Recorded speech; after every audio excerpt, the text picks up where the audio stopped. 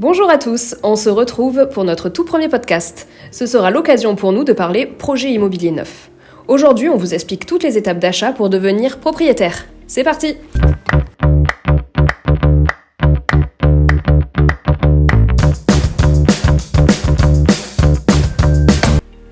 Bonjour à tous, aujourd'hui nous accueillons Julie, conseillère vente chez Roxim. Julie, est-ce que tu peux nous parler un peu de toi ? Oui, bonjour Mélanie. Donc, je travaille depuis 10 ans dans la promotion immobilière et je travaille actuellement chez Roxim Promotion depuis 2 ans. Donc, je suis conseillère en vente. Je vends des appartements sur plan, en ce qu'on appelle en VFA, vente en état futur d'achèvement. Et aujourd'hui, j'aimerais vous expliquer comment se déroulent les différentes étapes quand on décide de devenir propriétaire de sa résidence principale. Ok, du coup, tu peux nous expliquer quelles sont les différentes étapes d'achat ? Oui, avec plaisir. Alors, la première des choses qui semble la plus évidente, c'est de définir son budget. Quelle est sa capacité d'emprunt ?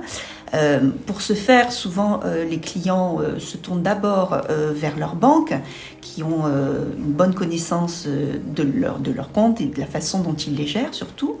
Il est aussi possible, et plusieurs clients le font, de se tourner directement vers un courtier qui va mettre en concurrence plusieurs banques, plusieurs établissements financiers. Pour faire jouer la concurrence, c'est vrai que c'est une bonne solution pour obtenir les meilleures conditions, meilleurs taux bien sûr, et aussi une assurance emprunteur à un taux intéressant. Une fois le budget défini, cela permet de s'orienter vers tel ou tel type de logement, à savoir un 2 pièces, un 3 pièces, un 4 pièces, voire un 5 pièces. Du coup, en parlant de typologie de logement, comment on peut se préparer pour trouver l'appartement de nos rêves ? Mais écoutez, ce qui est important, c'est quand même d'avoir à l'esprit qu'est-ce qui compte pour le futur acheteur dans son achat. Quels sont les critères prioritaires ? On peut même parler d'un cahier des charges.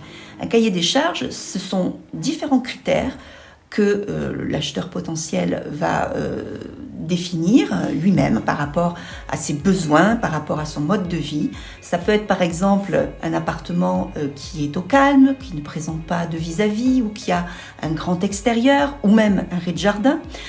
Il peut y avoir aussi l'importance de ce qu'on appelle les annexes, c'est-à-dire un garage ou une place de parking affectée au logement.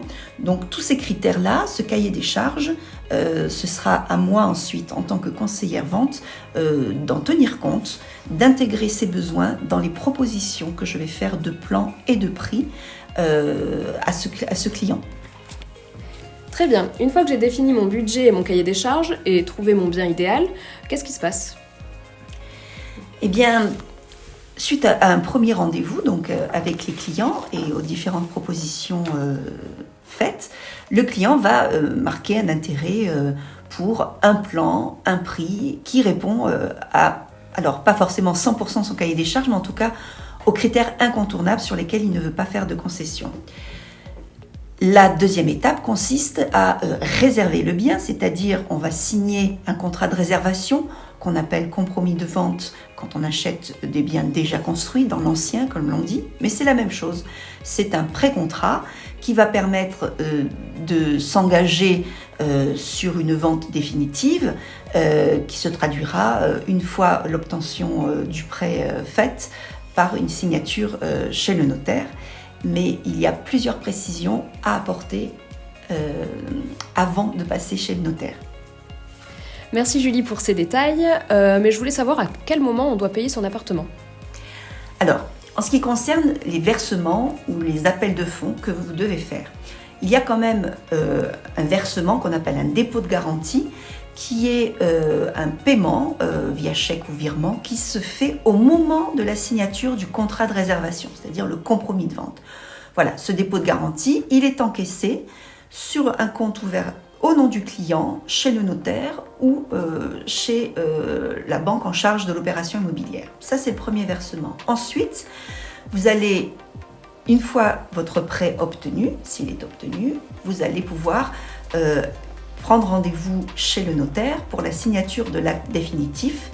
Et à ce moment-là, vous allez avoir ce qu'on appelle différents appels de fonds qui vont succéder à la signature chez le notaire. Donc c'est la signature de l'acte authentique. Ok, et à quoi correspondent ces appels ? Alors, ces appels de fonds correspondent aux différentes étapes des travaux, c'est-à-dire que vous financez votre achat au fur et à mesure de l'avancement des travaux. Donc, il y a le stade de terrassement, des fondations et ainsi de suite. Et à chaque fois, le promoteur, donc Roxim Promotion, envoie un courrier adressant un appel de fonds à chaque étape d'avancement des travaux à son client et il joint à ce courrier l'attestation du maître d'œuvre signifiant que telle étape est bien achevée. Donc les fondations sont bien achevées, merci de libérer 10% du prix d'achat. Et c'est très simple ensuite puisque le propriétaire du logement, qui a donc signé chez le notaire l'acte authentique, va donner ordre à sa banque de procéder à ce virement et de répondre à l'appel de fonds. Et dans toutes ces étapes, quand est-ce que je peux visiter mon bien ? Alors, tout dépend bien sûr à quel moment vous signez l'acte authentique et le contrat de réservation. Bien évidemment, si le chantier a déjà débuté, dans le cadre d'un rendez-vous avec le conseiller commercial, vous pouvez faire une visite chantier en respectant toutes les normes de sécurité, c'est-à-dire port d'un casque de chantier et de chaussures adéquates. Si les travaux n'ont pas encore commencé, eh bien, il faudra se contenter d'aller voir le terrain. Le conseiller, c'est là où c'est vraiment sa plus-value, va pouvoir, grâce au plan de masse, grâce au plan de l'appartement, situer la copropriété dans le quartier, le logement qui vous intéresse, où est-il situé, dans quel bâtiment, quelle sera la vue, etc. Et l'exposition aussi, qui est très importante. Il y a une visite incontournable que proposent normalement tous les promoteurs. Donc nous convions nos clients à une visite cloison qui a lieu une fois pendant toute la durée de la construction. Donc si vous avez signé chez le notaire, vous serez conviés à la visite cloison et vous pourrez éventuellement prendre les cotes exactes pour votre future implantation de cuisine ou prendre toutes les mesures que vous souhaitez dans le logement. Voilà, c'est important, c'est une première visite de votre appartement. Alors j'imagine donc la dernière étape, c'est la remise des clés. Exactement, la remise des clés elle va s'effectuer donc le jour où il y aura la livraison de la résidence, de votre logement. Et vous allez, comme on dit, l'acquéreur va libérer les 5 derniers pourcents qui correspondent au dernier appel de fonds.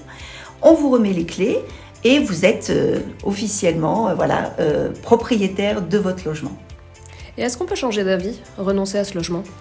C'est une particularité et une plus-value même que propose Roxim Promotion à tous ses clients qui achètent leur résidence principale en bénéficiant du prêt à taux zéro. Nous offrons la garantie satisfait ou remboursé. La particularité de cette garantie, qui est bien plus complète qu'une garantie revente, c'est que le client n'a absolument aucun motif, aucune justification à donner à Roxim Promotion s'il souhaite changer d'avis. Concrètement, dans les faits, ça peut être par exemple une mutation professionnelle qui fait qu'on n'a plus lieu d'acheter un appartement sur Montpellier ou si par exemple il y a la naissance d'enfants et qu'un des deux ne correspond plus à la composition du foyer. Ça vous est déjà arrivé ? Ça s'est produit une fois, sachant que le dispositif de cette garantie satisfait ou remboursé a été mis en place par Roxim Promotion en 2017. Il y a eu effectivement un jeune couple qui n'était pas marié, qui s'est séparé avant la livraison de l'appartement et Roxim a donc racheté le bien. Super garantie en tout cas, c'est vraiment rassurant et une vraie plus-value pour nos propriétaires.